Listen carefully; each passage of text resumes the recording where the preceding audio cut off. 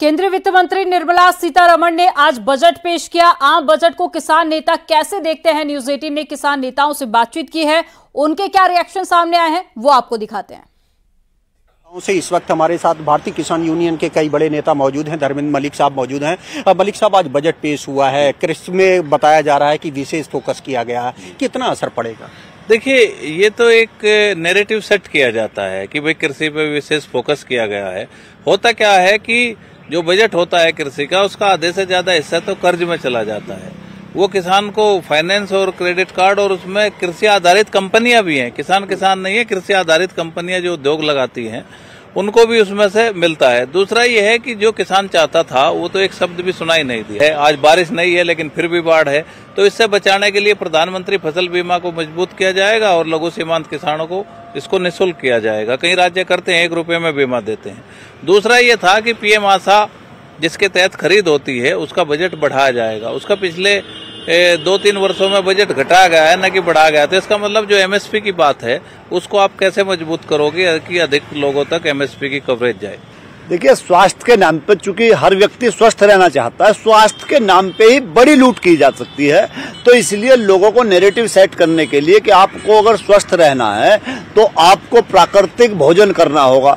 मैं पूछना चाहता हूं इस देश की सरकार से कि अनप्राकृतिक खेती, ये पेस्टिसाइड वाली जो खेती शुरू की, ये खेती कहां से आई? इन कंपनियों को किसने लाइसेंस दे दिए? जो लाइसेंस इस देश के अंदर दिए, आप आश्चर्य करोगे कि अगर एक कोई रजिस्टर्ड कंपनी है तो उत्तर प्रदेश के अंदर तमाम अनरजिस्टर्ड कंपनियां तमाम जिलों में नकली खाद, दवाइयां, बीज बेचने का काम कर रही हैं, जिनका कहीं कोई अता पता नहीं है कि कहां वो कंपनियां, वो सरकार की सहमति से तो सारी चीजें चल रही होंगी। तो नहीं, बजट में ज्यादा उम्मीद तो हम इसलिए नहीं करते। हमारे बाबा मर गए, हमारे पिताजी मर गए। 1947 से लेकर जब बजट जिस दिन आता है टीवी चैनलों से लेकर प्रचार किया जाता है।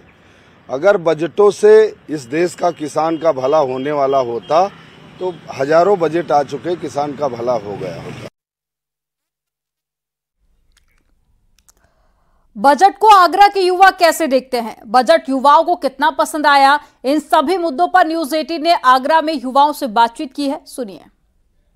लगातार सरकारें बनती हैं, बजट पेश करती हैं। उस चीज जो भी सरकार आती है अपना सोच के बजट अच्छा ही पेश करती है, चाहे महिलाओं की बात हो, चाहे युवाओं की बात हो, शिक्षा की बात हो। मेरा सरकार से और सरकार के आला अधिकारियों से एक ही निवेदन है कि आप 10 लाख करोड़, 2 लाख करोड़, 5,000 करोड़ जो बजट पेश करते हैं, मैं शिक्षा से जुड़ा हुआ व्यक्ति हूं, आगरा यूनिवर्सिटी का छात्र हूं, तो मेरा यही मानना है कि आप जितना बजट लागू कर रहे हैं उसका 50% भी अगर आप शिक्षा के ऊपर लागू कर दें, धरातल पर लेकर लागू कर दें, तो इस देश की शिक्षा की दिशा दशा बदल जाएगी। सरकार ने एक घोषणा की है कि हम 2 लाख करोड़ का रोजगार देंगे। तो मैं चाहता हूं, ठीक है, ये अच्छी पहल सरकार ने शुरू की है, लेकिन क्या इस पैसे को सरकार जमीन पर उतार सकती है?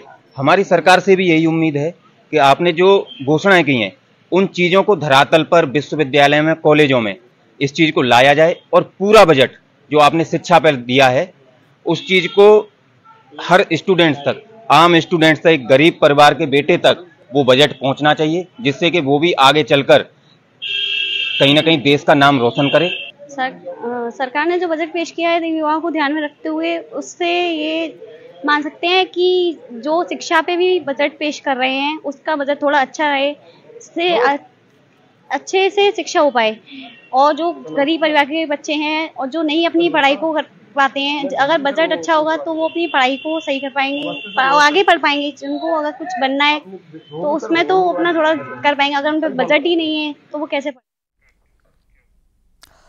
खबर मेरठ से है। कावड़ यात्रा की शुरुआत हो चुकी है, वहीं तरह तरह की कावड़ चर्चा का विषय भी बनी हुई है। इस बार राम मंदिर वाली कावड़ खासा चर्चा में बनी रही और इस कावड़ को लाने में तकरीबन 35 लाख रुपए का खर्चा हो रहा है। राम मंदिर के मॉडल वाली कावड़ की विशेषताएं भी कमाल की हैं। राम मंदिर वाली इस कावड़ के लिए स्पेशल रथ तैयार किया जा रहा है। सैकड़ों की संख्या में गाड़ियां राम मंदिर वाले रथ के साथ में चलेंगी और कावड़ में जनरेटर, डीजे की व्यवस्था भी अत्याधुनिक रूप से की जा रही है। इस कावड़ से के साथ में जो भी श्रद्धालु चलेंगे उनके लिए स्पेशल भगवा टी-शर्ट भी तैयार की गई है।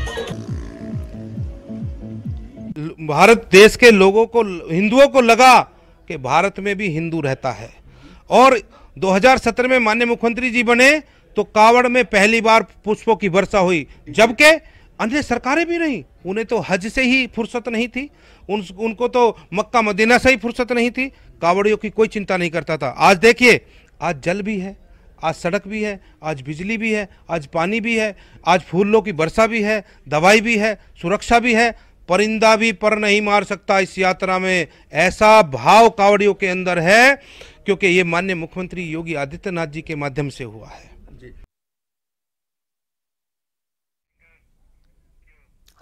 ग्रेटर नोएडा वेस्ट में फिर से लिफ्ट बंद हो गई है और लिफ्ट में महिला और बच्चे फंस गए। 30 मिनट तक लिफ्ट में फंसे रहे 2 लोग, मेंटेनेंस टीम और साथी लोगों ने बाहर निकाला। और हवेलिया वेलेंसिया होम सोसाइटी का मामला है। पावर कट के चलते रुक गई थी लिफ्ट और ग्रेटर नोएडा वेस्ट के हवेलिया वेलेंसिया होम सोसाइटी का मामला है, जहां पर एक महिला और एक बच्चा लिफ्ट में फंस गए थे, जिसके बाद में मेंटेनेंस की टीम ने बाहर निकाला। हालांकि 30 मिनट तक दोनों फंसे रहे।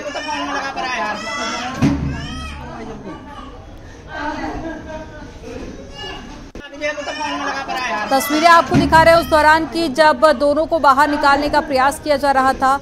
मेंटेनेंस की टीम मौके पर पहुंची और कड़ी मशक्कत के बाद में 30 मिनट बाद दोनों को बाहर निकाला गया। हालांकि अब सवाल वही है, क्योंकि नोएडा ग्रेटर नोएडा में इस तरह के मामले लगातार बढ़ते जा रहे हैं और कई बार मेंटेनेंस की खामी भी देखी गई है, जिसके चलते लिफ्ट या तो गिर जाती है या फिर वो बीच में ही अटक जाती है।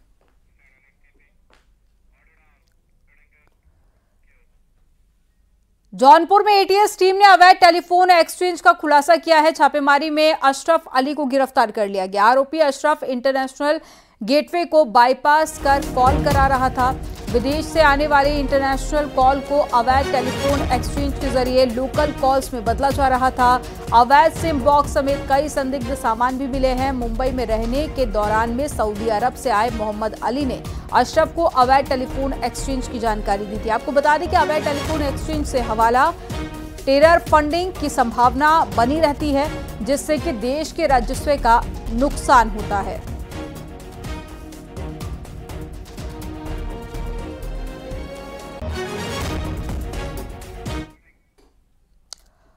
यहां वक्त हो गया एक छोटे से ब्रेक का। आप देखते रहिए न्यूज़ 18। आप देख रहे हैं न्यूज़ 18 उत्तर प्रदेश।